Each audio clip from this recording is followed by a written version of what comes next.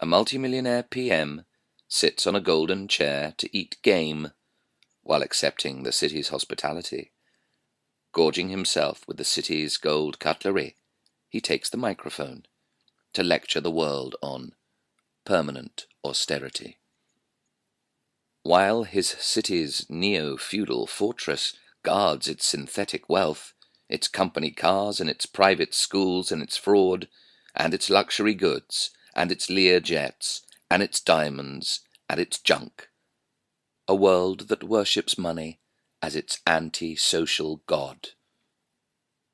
Fascism is capitalism plus violence, and facelift after facelift from democracy's charade can't change the character of the greedy and savage beast whose conscience is permanently mislaid. But in the peasants' revolt, the despondent raised their heads and set about devaluing the authorities' currency by their ceasing to believe in the strength of their oppressors, and with right on their side, they made history. And 700 years later, on November the 5th, outside Parliament, banners were unfurled, all of them singling out the same stubborn divisions, and adding, "Be afraid, be very afraid. Got money for war, but can't feed the poor. The corrupt fear us, the honest support us, the heroic join us. 10,000 people have died because of the cuts." One of them reads, "Parasite MPs get free energy, then make pensioners freeze to death." The crowd moves to Trafalgar Square, then down the Mall, and someone calls, "Off with their heads," with each breath. And then the palace, the embodiment of the wealth gap, with its 600 rooms, is attacked. Curtains twitch as palace flunkies peer out nervously, worried by seeing their police pushed back. The stone-faced building is hit by Guy Fawkes' night rockets, and as each one scores a bullseye, the crowds cheer. A homeless woman at the palace gates calls out pleadingly, "We're poor." The crowds echo her, but with more defiance, "We're poor." "Whose palace?" "Our palace," they shout up through the gilded railings, and "Why are you worthless parasites so rich?" Then suddenly, Wat Tyler's London comes edgily alive, thanks to a 700-year-old itch.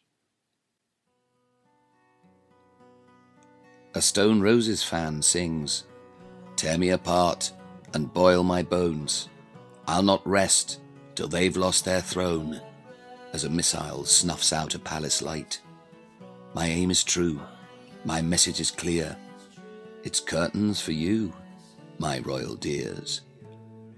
Then someone nearby shouts, "Heads on pikes, heads on pikes." Wat Tyler's an English folk myth, like Robin Hood, except that the evidence for his existence is authentic, and Tyler was much more political, wanting to change the system's very essence. William Blake drew Wat Tyler, and wrote on his engraving that he'd drawn a likeness of Tyler's spectre in the act of striking a city taxman, and who knows that Tyler won't strike the city again from across the ether. Blake despised the state and restored the Lord's Prayer with what he believed was its proper translation, rather than the mealy-mouthed travesty still used in churches and penned by a Tory theologian, Dr. Thornton. In tune with Tyler and Ball, Blake declared it should read, "Give us the bread that is our due and right, by taking away money, or a price, or tax, upon what is common to all in thy kingdom." The University of Berkeley in California conducted a series of tests, showing people in expensive cars were less likely to come to a halt for pedestrians. And tests showed if the richer test subjects were left with a jar of sweets for the experiment, and if they were told they'd been reserved for children, it was found there was no end to their arrogance. For the richest test subjects would pilfer the most sweets, more sweets than the subjects who were poor.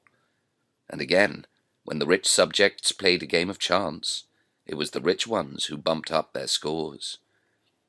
For the rich feel entitled to cheat, as it's their right to win.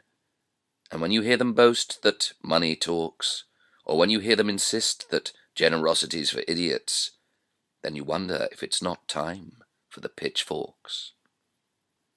The peasants' revolt went on to inspire mass uprisings all over Europe.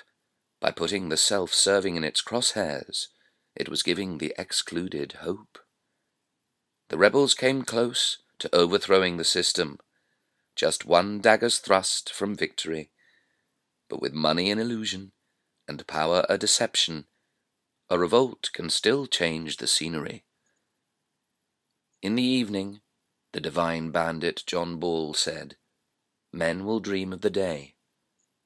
They will dream of an egalitarian state of nature, and of nothing stood in its way."